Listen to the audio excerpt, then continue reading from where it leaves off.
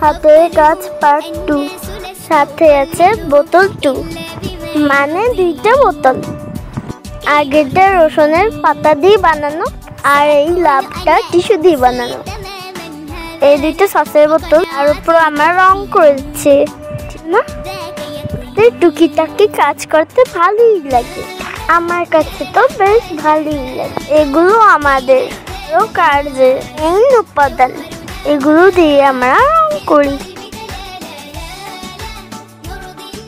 এটা আমাদের অ্যাক্রিলিক রং, এটা আমাদের জল রং,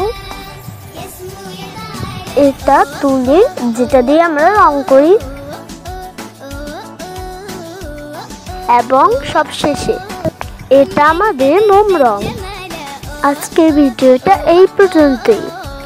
আল্লাহ হাফেজ, দেখা হবে নেক্সট ভিডিওতে। ভিডিওটা আমার হাতে পিঠা দিয়ে শেষ করলাম।